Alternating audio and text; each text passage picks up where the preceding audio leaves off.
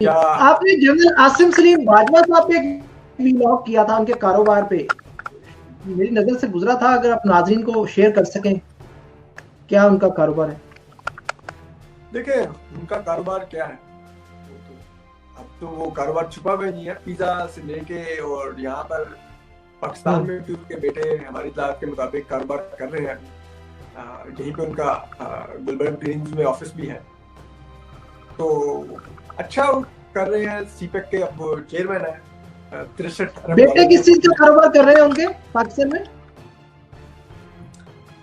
हमारी इत्तलात के मुताबिक कुछ टेलीकॉम से रिलेटेड कुछ वो कर रहे हैं। ठीक।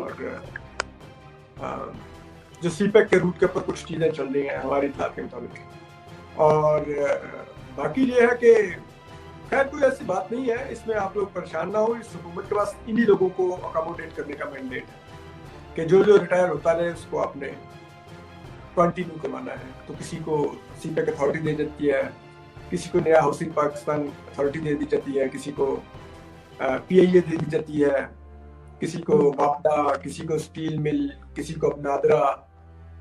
तो जैसे जैसे इंशाल्लाह फिक्र ना करें, कोई भी नहीं रिटायर रहेगा, सबकी पिज्जा कंपनियां कायम होगी। YouTube पर गुगली टीवी देखने के लिए youtube.com की सर्च बार में गुगली टीवी टाइप करें। गुगली टीवी के पेज पर सुर्ख रंग के सब्सक्रिप्शन वाले बटन पर क्लिक करना ना भूलिए।